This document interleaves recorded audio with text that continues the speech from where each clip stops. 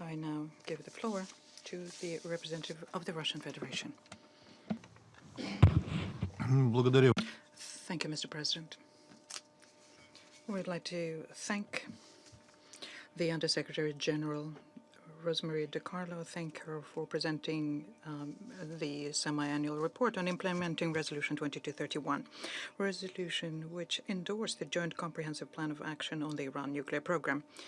We also note the effective work carried out by the permanent representative of the Netherlands, Mr. Karl van Oostrom, as in his role Security Council facilitator for the implementation of the resolution. We fully share what is stated by the Secretary General when he states that the decision by the United States to withdraw from JCPOA and restore unilateral sanctions are a serious challenge and are not conducive towards attaining the goals in JCPOA and in the Resolution 2231. We also join in with the global appeal launched by the Secretary General to ensure that we preserve this unique agreement, which is of fundamental importance for international and regional security. We fully share the conclusion in the report, which states that the issues which are not within the scope of the agreement should not be used as a reason for its dismantlement. The Russian Federation has warned on many occasions against the attempt to torpedo the JCPOA and expressed their hope that reason will prevail and that the issues of global security and stability will not be held hostage to domestic political processes. Unfortunately, our appeals were not heeded, and we are now facing a paradoxical situation where one member of the Council not only openly refusing to implement Resolution 2231, which it itself approved, but is also trying to punish all other member states for implementing the decisions of the Council and the joint JCPOA Commission. At present, the only way to preserve the agreement is the diligent implementation by all remaining member states of the commitments they voluntarily undertook. And this context, we note that the Secretary General's report is a clear evidence of Iran's unconditional implementation of their commitments on the JCPOA, and this is consistently being confirmed by the IAEA, but also by the UN Secretariat, which, according to the document, has no proof to the contrary. Mr. President, once again, we are compelled to recall that it's unacceptable for the Secretariat to conduct any kind of so-called investigations of potential implementation, 2231 implementation violations without a clear mandate from the Security Council. We're not going to talk about the technical expertise of the Secretariat when they, on components and debris, decide to talk about the technical characteristics of various missiles and hint at their Iranian origin.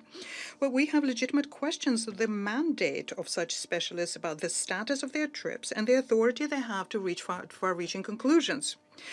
The desire to use the UN authority in order to help with unsubstantiated allegations of Iran's violations of 2231 is something that we cannot understand.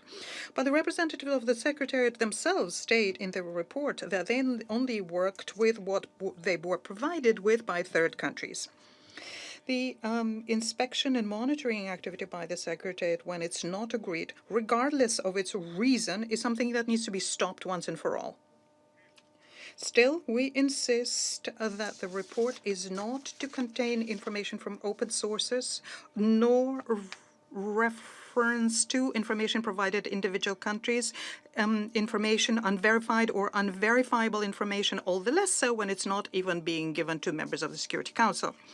Once again, we'd like to draw the attention of the Secretariat that Item 7 of the Security Council President's Note of 16 January 2016 provides for the semi-annual reports on implementing Resolution 2231 as a whole, not at individual parts.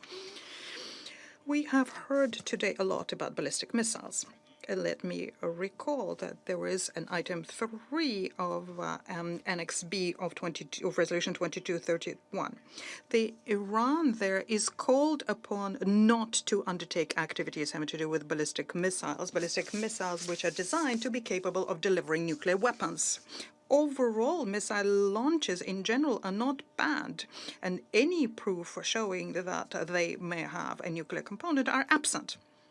Mr. President, The United States withdrawal from JCPOA did serious damage to the non-proliferation regime and also the interests of security in the Middle East. It's time to abandon unilateral actions. History shows that they are doomed to failure.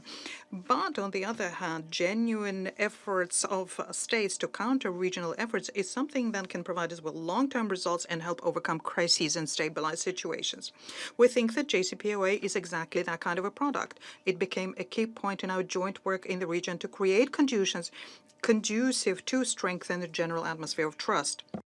Thanks to it, we had hope of moving towards the implementation of a major goal, namely creating a WMD-free zone in the Middle East. Russia advocates preserving the JCPOA. We will launch an appeal not to artificially create situations when some UN member states call other governments of other member states a pariah. Not only is this not helpful in resolving many problems in the issues, it creates new ones. It's obvious that in order to lower the crisis, what we need to do is to pool international and regional efforts, including through effective inclusive formats with the central role played by the UN and the Security Council.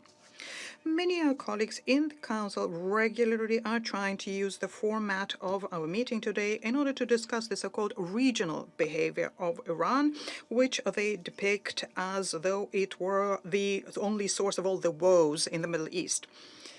At the same time, and given that Iran is ready for a dialogue, what they do not voice is any kind of a substantive proposal on this topic. And sometimes we're left with the impression that the only goal is to further escalate anti-Iran hysteria and to demonize Iran. And in actual fact, what it does is exacerbates the already difficult situation in the Middle East. The Russian Federation advocates for developing a positive and inclusive agenda for the Security Council and the whole international community for the Middle East, and take into account the legitimate interests of all countries in the region, including Iran. The key moment of our work in the region should be creating such conditions which could lead to improving the general atmosphere of trust. And this is of importance for relations between Arab states, Israel, and Iran.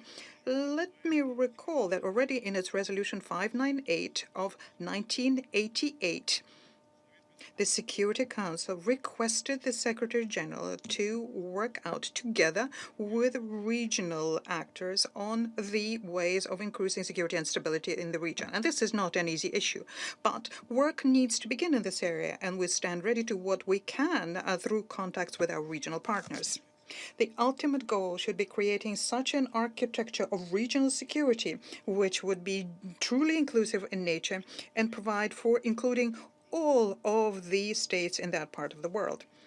What remains topical is our concept of strengthening security in the Persian Gulf under international guarantees, and this could start by holding a conference with the participation of countries of the region. This could then be broadened to other Middle Eastern countries. On all of these and other aspects, Russia is ready to work together with partners who are interested on the basis of that's open and impartial without any threats or negative pressure. Mr. President, in conclusion, I would like to once again point out that the Russian Federation remains committed to the unconditional and comprehensive implementation of the provisions of 2231 and JCPOA. Its implementation, despite the U.S. withdrawal, is being continued by all its other participants. I thank you. I thank the representative of the